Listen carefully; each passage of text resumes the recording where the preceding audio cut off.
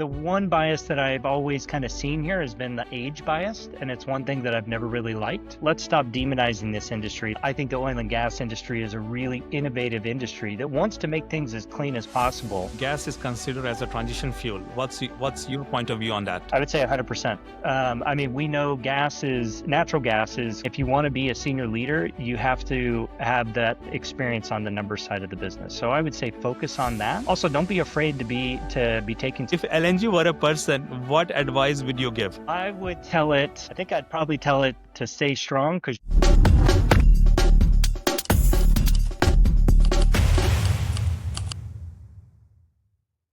This is the Oil and Gas Breaking Bias show, where we are going to invite industry leaders to talk about their journeys and also technologies of tomorrow, in an effort to break some of the biases that might have formed around this energy industry.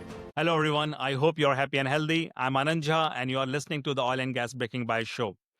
Today I'm happy and excited because we will be joined by my friend and colleague Nathan Tungseth. He's the Senior Vice President of LNG Business at ABB.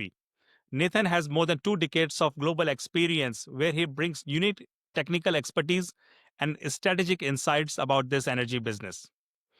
Today at ABB, he's running LNG global business with a focus on automation, electrification, and sustainable innovations. So with that, let's deep dive into his journey and also get his views on breaking bias in the industry and the future of LNG business. Nathan, I'm very happy to have you here today. Welcome to the show. thanks, Anand. Thanks for having me here, and happy to be part of it. Thank you, Nathan, for taking your time. We know each other for a long time, and then we were talking about this podcast, and I see your experience, your knowledge can bring a lot of value and also a lot to share so we can all connect with it. So I don't want to waste any other minute. I will ask you to walk us through your professional and personal journey and also talk about some of the biases and stereotype that you might have came across. Sure. So I guess, I've been with ABB now for 19 years, which when I started as a young mechanical engineer sounded like an eternity. But I started with Siemens Westinghouse out of school as a mechanical engineer on the turbines and generators division. So working on the power generation side. And I think I quickly realized that being an engineer wasn't exactly what I wanted to do. Wanted to be more in sales, wanted to be more in management, wanted to be more in leadership. And Siemens Westinghouse luckily saw that with me, so they pulled me into a leadership development program that they had for a couple of years. And with that, I got to tour around a lot. I got to see various aspects of the business. I got to see how the engineering side worked, how the management side worked, how the sales side worked.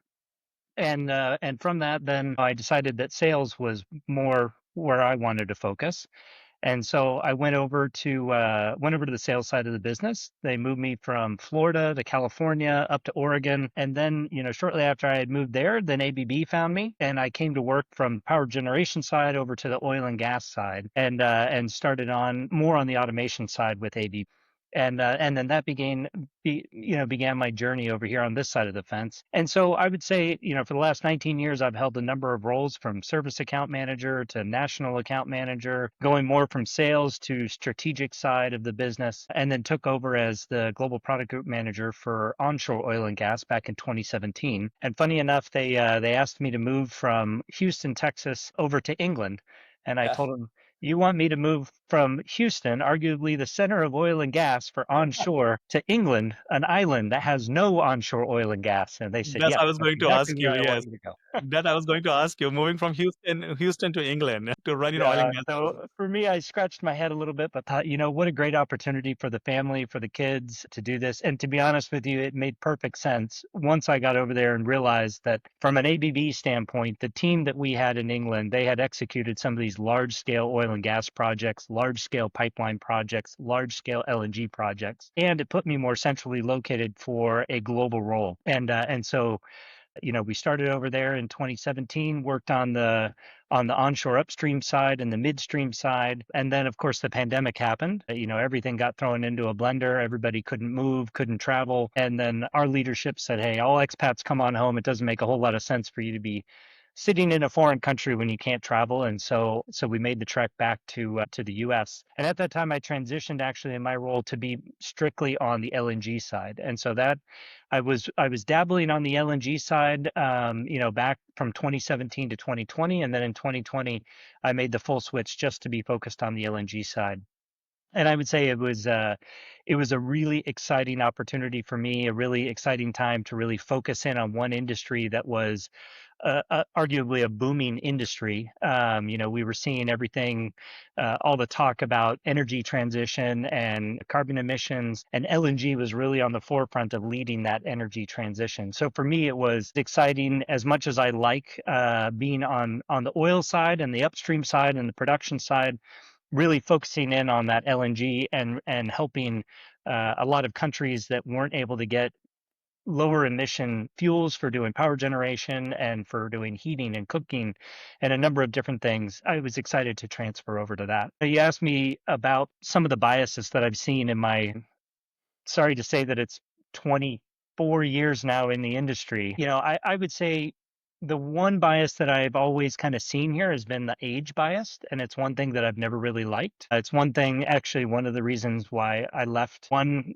career path and moved to another one was I had a number of managers within my company say you have to be in a role a certain amount of time, you have to have a certain number of years before you can transition to the next one. And I always had kind of this gung ho, I can do anything. Give me the Give me a opportunity challenge. and give me the challenge, and I'll go out there and I'll take it on.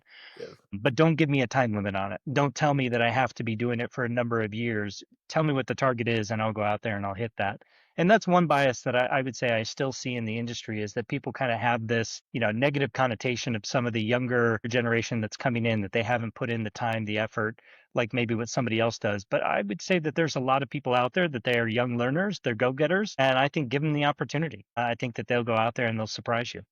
And they have energy And to they make a have the energy. That's yes. right. I mean, being a little bit older now and having the ability to look back on my career and look back on some of those things, they maybe weren't that wrong. I mean, there's some of the times that I think that there is something to be said of having experience and being able to put in the time and effort and being able to bring that experience into your next role. But I do think, passion trumps just about anything else. And if you can have the passion and the drive, then you can go out there and do whatever you set your mind to.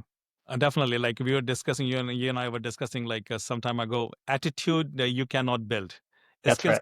Skills can be built. And so That's if right. somebody with the attitude to get successful, if he or she brings something on the table, actually, it's good to have a look what they can bring. And as yes, there are some roles where experience cannot be ignored. But there are many other roles where you can test that water with somebody with less experience, but with the attitude to make a difference. Absolutely. Absolutely. And I'll also talk about like you have changed your roles as you just mentioned. You change your companies, but how you came into engineering. Yeah, so, probably from a very early age. I was one of those kids that if something broke, it wasn't throw it out, it was, well, let's get the screwdriver out and take it apart and see what's wrong with it and see if I can fix it and maybe figure out a way to get it to work again. I would say a lot of those things they started getting my mind working at a very early age of that I like to do engineering. I like to tinker with things. A lot of that came from my dad. Did, He did was you one break, of these. did you break more or fixed? I probably broke more than I fixed, to be honest with you, but it was fun tinkering with them. But my dad grew up on a farm in Minnesota. His dad came from Norway. You can see my Norwegian flag there. So his dad came over when on the boat when he was 21, and he was one of these kind of farmers who could fix anything. And he didn't have an engineering background. But he had multiple jobs where it was just he was kind of the fix it guy. And I remember going over to my grandfather's house, and whenever we'd be over there, he was always in the garage fixing something. He had his old tool sets there, and there was always something that was broke that he was fixing. And I would get to go in there in the garage with him and tinker with these different things. And then as time went on, that kind of passed down to my dad, and there wasn't anything that he would ever call a repairman for, whether it was a sink, whether it was a broken lawnmower, it didn't matter what it was, no, we can fix that. The washing machine goes out. Well, we can fix that. Let's figure it out. Let's take it apart, see what's wrong. And so I think that kind of led me down the path of really thinking, I like the engineering side of the business. So I went into school. I went to University of Central Florida, went into mechanical engineering. I didn't know what kind of engineering I wanted to do, but I knew that I wanted to do engineering. And as I started focusing in on it, I really liked the mechanical side. So during school, I worked for Lockheed Martin in the missile fire control for a while. And I think when I was there, kind of seeing the way a lot of the engineers were kind of going to their cubicles, designing this one little piece of the overall set that designed whether it was a sonar system or a FLIR system on an F-16 or a shoulder fire rocket, seeing all these different components that these guys were designing really, really got my interest up into the engineering side. And then I transferred that when I went over to working at Siemens Westinghouse onto the power generation, because there you've got turbines, you've got generators, and you get to climb inside these big hunks of metal with the blades and the vanes, and just seeing how everything works. And I remember one funny story where I was working with some of the design engineers, and we were looking at the tolerance of a gas turbine on the blades, how far they were away from the wall, and could we get them just a little bit closer?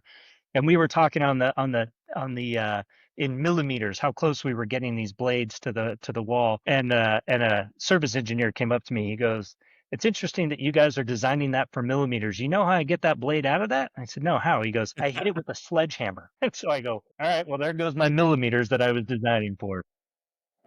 But I saw you got really excited about your engineering days. Yeah, yeah.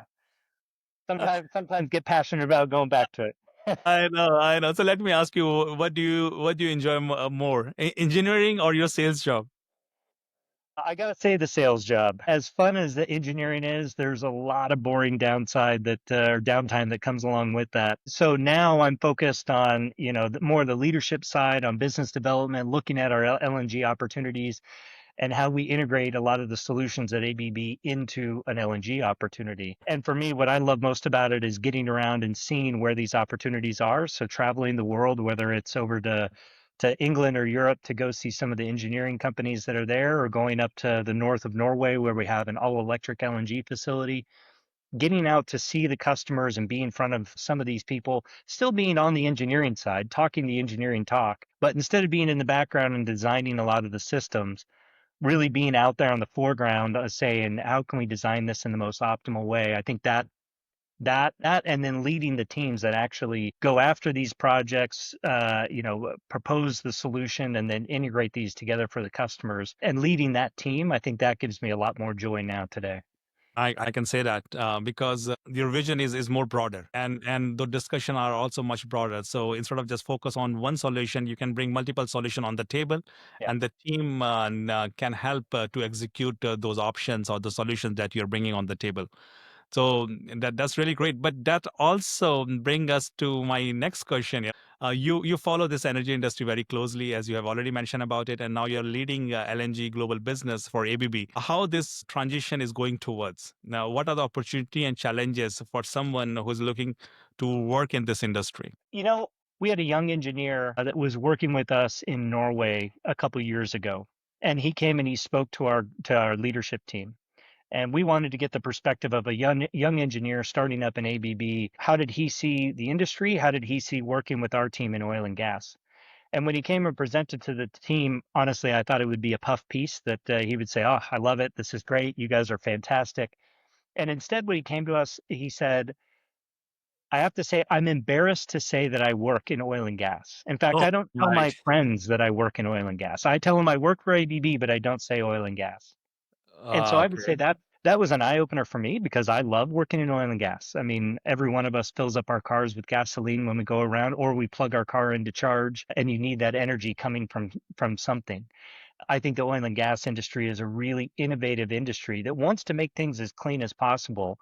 And so I don't look at it as kind of one of these dirty industries that's out there.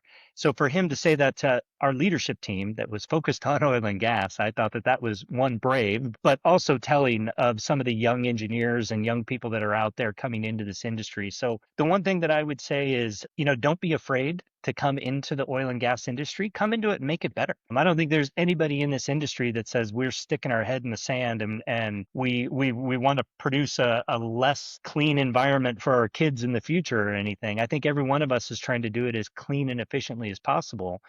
But the reality is the industry that we built up today, the world that we runs on fossil fuels, and is going to for the next 30 years at least. So until we have a way to transition away from that and we find something else, this is what we've got to work with. And so the bias that I would say is for young people trying to get into this industry or coming into this industry is don't be afraid of it. Embrace it, come after it, but tell your friends about how you're changing things, how you're going to make it better, how we're doing things in a more efficient way to where it's not this dirty industry you have to be embarrassed about. It's, hey, I'm coming in to try and clean up this industry and trying to make it as clean as possible.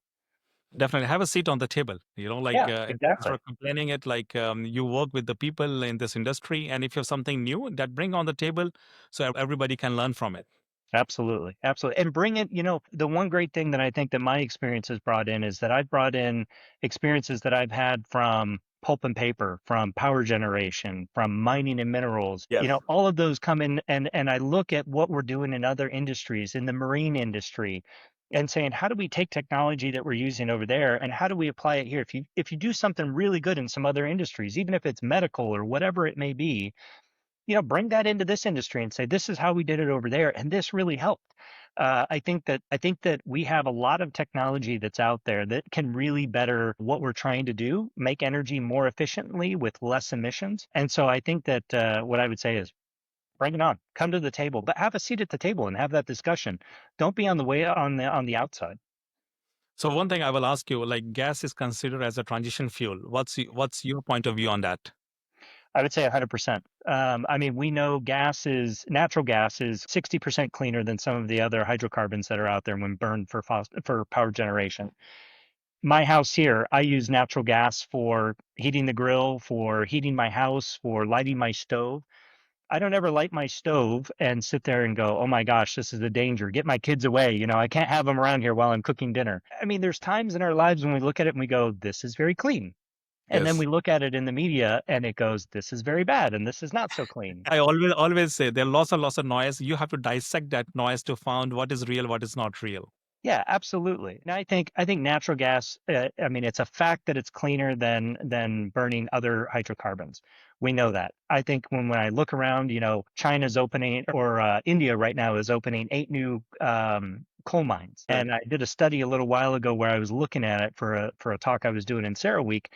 The emissions from those 8 coal mines, what they were going to produce was I have to remember now, but I think that it was the amount of 6 times every vehicle on the planet.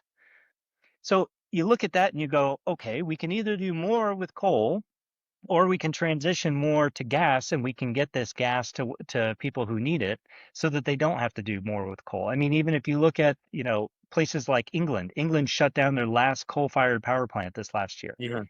I mean, that's an exciting time. You think about England starting the Industrial Revolution and everything and beginning with the coal-fired power plant, and they just shut down their last one. Whereas you look at China, and while China's doing a lot on renewables, and renewables fantastic. I mean, the more we can do with them where it makes sense, I think we should. If we can do more wind, if we can do more solar, if we can do more hydropower, fantastic. But all of those have downsides also. And Yes, quite honestly, all of those require, the fossil fuel industry in order to make them. I mean, you don't get a carbon fiber blade without carbon, right? So that's exactly we also talked about the money we can generate from oil and gas. That money can be used to bring new innovation absolutely. in the market. Yeah. But So all of those are intermittent power sources. None of those are running 24/7. And so you have to have something to augment that. And whether that's going to be coming from a coal-fired power plant or a gas-fired power plant or a nuclear power plant. And so I think, there's choices that we have out there. I think gas is one of those, look, it's not the perfect choice, but I think it's a much better choice. And so I think the more that we can get people using gas, a cleaner solution, as opposed to say coal, a not so clean solution. I think that that's just better for the environment. And if you look at the emissions here in the U.S., we increased our power generation over the last 10 years by I think it was 60%, and we reduced our emissions by 40%. So we increased by 60%, but at the same time reduced our emissions we- by 40%. And the way we did that was by switching from coal to gas. So yeah. it's a pretty easy equation. There's one thing I want to add here because we know about this gas, and also you mentioned about India, Vietnam, or some other part of the world. One thing I will argue, and also the listeners who are listening here, we have to make gas more affordable. That's one challenge I see here. Then we can bring the countries which are more on the development path. They can use these energy resources. So we have to look into all those dynamics. But as you mentioned, gas is here to stay for long. Like Yeah. it's not going anywhere. Yeah, I No, think the other part to that too is if you look around the world, there's three major pipeline structures around the world. One's in the US, one's in China, one's in Europe. We don't have this massive pipeline infrastructure everywhere. And so I know India right now is doing a lot of pipeline infrastructure. In fact, I just saw ABB won a SCADA order over there just recently where they were putting in a large network Mhm. for gas distribution. I think the more gas distribution we can do, the better. I mean, we've got to get it from places where we produce a lot of gas cheaply, Yes, you're namely right. here in the US, areas like Qatar, some of the areas in Australia. I mean, my industry in LNG, we then take and we liquefy that down and we get it to areas that don't have that, but they need that distribution infrastructure once it gets Definitely. there so that Definitely. it can get to, homes and places. It doesn't do people a whole lot of good if it comes to the coast, but then they can't get it over to their home to heat their home. Definitely. So everybody has to play part in it, like from production for liquefaction to transportation, and so, Absolutely. so that network should be there. That's great. I think that's a really broad topic. It would be very hard to cover everything in and out about this energy industry. But I'm switching a topic here, like going back to your journey. You had an incredible journey as we have started. But if you have given a chance to reflect back, what changes you might make? Boy, let's see. Changes I would make. I think, I would probably say if I was going to go into a leadership role, I should have taken some additional leadership classes early on, some financial classes earlier on than what I did in order that I could really understand a lot of the numbers side of the business. I think the numbers side of the business is really important. And if you want to be a senior leader, you have to have that experience on the numbers side of the business. So I would say focus on that. Also, don't be afraid to be taking some of these leadership classes. I know I've taken a number of leadership classes over the years, but the one thing I've probably done over the last 10 years is said, I think I've taken enough of those. And I think each time you go to them, you learn more and more and more. And it's one thing that if I would look back over the last probably 10 years, I would say focus more on keeping that leadership or that learning journey going and not stopping, not pulling back. There's a great book that says, what got you here won't get you there. And a lot of people think that once they get to the corner office that, okay, I've made it and they can kind of sit back and I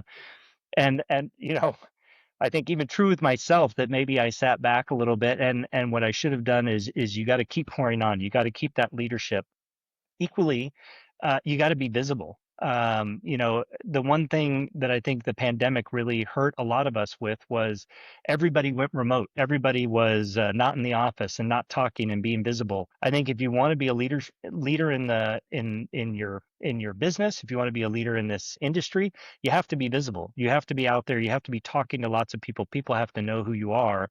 And so I think that visibility is a key piece to develop So what I'm understanding, personal branding is important. for sure. 100%. No, no, makes sense, makes sense. So no, that's really good. And you mentioned about that learning process that never stops. Sometimes we think we have done enough, but it's never enough. Yeah. You Yeah. can always learn something new. Yeah. And also one thing we talked before, always ask for maybe new opportunity, new challenge.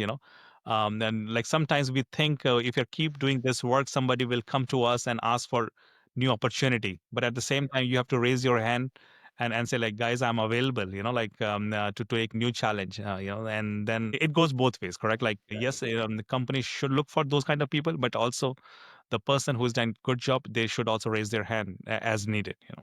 Yeah, I think that's one of the misconceptions that I've always had, kind of growing up was that if you do a good job, people will recognize it and they'll go, "Hey, you're my guy. I want you on for the next role." And they're just going to keep pulling you up. And as I've gotten a little bit more senior in my career, I've realized if you don't raise your hand, if you don't say, "Hey, I'm ready for the next step," people don't know. They don't just automatically go, you did a good job, therefore you're ready for the next one. Actually, a lot of times they go, you did a really good job. You're invaluable there. I don't want to move you. You did so good. I want to keep you I don't right where want to you are. move you. I don't want to move you to something else.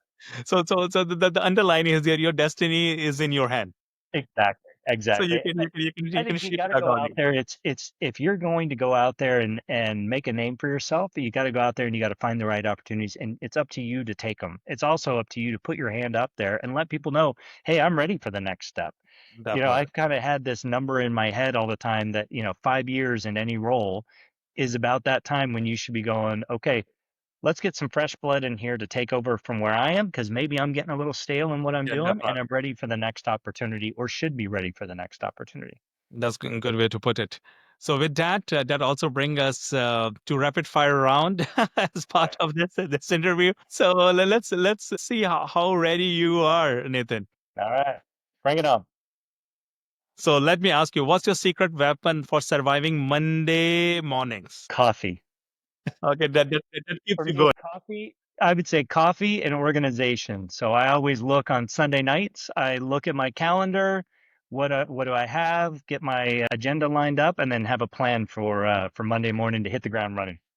And that's great. Rock star or barista in another life? Sorry, say it again. Rock star or barista in another life? Oh, definitely a rock star. You are a rock star. That would have been Guns N' Roses. What do you like more, beach mountains or just the couch? For me, beach. I am definitely a beach kid.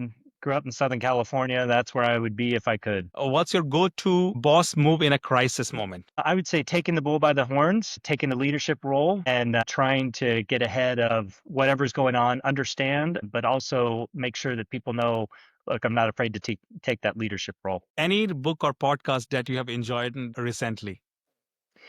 Like I said, we lived in England for a little while. I really like the BBC does a podcast every day, a couple times a day, and to be honest with you, it kind of gives me my world news so that I listen to it whenever I'm in the car. That's interesting. So you are still living your UK days. Still living my UK life. Yeah. uh, so this question I have to ask because you are LNG guy. So if LNG were a person, what advice would you give? If it were a person, Yes, I would tell it, I think I'd probably tell it to stay strong because you're in it for the long haul and don't give up. A lot makes of sense. these projects are very difficult. They're very big. They take, anywhere from Years and years. 10 to 12 years to develop, maybe even longer. And you've got to have fortitude in order to stay with it. But I think the benefits far outweigh if we just let them go. So Definitely, demand the is other there. thing I would say is get easier, be easier. So demand is there, is not going anywhere It's soon. not going anywhere. I see it definitely increasing. I think it's only going to get better with what we do from emission standards and everything and the way that we produce it. But we've got to figure out how to get some of the regulation tape out of the way to make these things happen sooner. Definitely. So that's really good way to put it. I can tell you have done really good, Nathan. Maybe next time I will have more sharp question. So Yeah. I won't leave you that easy. Oh, okay, okay. Leave me with some cuts next time. Definitely. Next time there will be more sharper question. Yeah, Okay. I like it. I like it. No, that's great. So we are coming end of our discussion, but I have to ask you like two things. First, like if to summarize everything in few sentences, like what will be one key takeaway for somebody who's looking to make a career or business in this industry? Um, I would say I would say be passionate about it, study it, understand it, be part of it. Don't just do the job. Actually really embrace it if you want to come into this industry. I mean, it's funny. I've got a son who's in high school now, and some of the questions are starting to come up about our industry because it's being talked about a lot in the media and at school. And I've come to find out, a lot of things I just take for granted that people know and understand. And as I've been talking to a high schooler, I realize not a lot of the public really understands the ins and outs of the business, and the industry. And so I would say really take the time to work and understand the industry, but be passionate about it. Get behind it. And I think it's a great industry to be in. At ABB for us, we don't just focus on oil and gas. While I focus strictly on the LNG side, I mean, there's a number of different components of the industries that can be in, whether it's strictly electrical, whether it's doing race cars for Formula E, whether it's doing mining and minerals. There's so many different industries that you can go in, regardless of which one it is, though. Be passionate about it and really take ownership of where you want your career to go within that industry. No, that makes perfect sense. Like so you can make your own path going forward. Absolutely. And Absolutely. there's another thing like I want to ask you, what one bias that exists in this industry? It could be within the industry or it could be towards industry. Yeah, I mean, I kind of mentioned this a little bit, but I think the bias that I look at is that, this is a dirty, nasty industry that's ruining the environment and ruining the way that, ruining our environment for future generations. And I would just say that bias, I think, is wrong. I think, everything that we're doing in this industry right now is to try and make it better. It's to try and develop energy with less emissions, but it's also to try and keep the lights on, right? It's to make sure that people have affordable fuel to where they can drive to work. It's so they can have their iPhones. It's so, people in other countries, maybe where they don't have a lot of energy, they can start to have some of the benefits that we have with having reliable energy. I know we all are very lucky where we're talking to each other on a computer here. The lights are on and I have air conditioning in my house. A lot of people aren't that lucky, and so I think the bias is that, you know, yes, the industry is a fossil fuel industry, and we want to get away from that. We want to find whatever that next solution will be.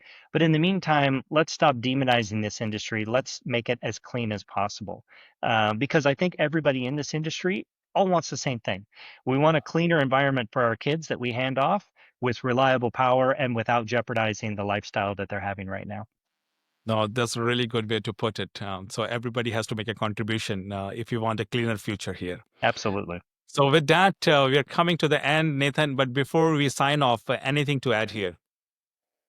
Yeah, I just say thanks for the opportunity for coming out here. I mean, I think I love being a mouthpiece for the LNG industry, for ABB, for what we're doing in this place. On my side, we're really trying to add more electrification into this industry, do things cleaner, greener for a brighter future. And so, I appreciate you getting the message out there and look forward to having some of these young engineers come and find me and come to work for ABB. That's great. So thank you so much, Nathan, for your time. A lot to talk about, a lot to learn from you. So with that, I will sign off for today. Keep listening, Oil and Gas Baking by Show. See you next week. Have a great day.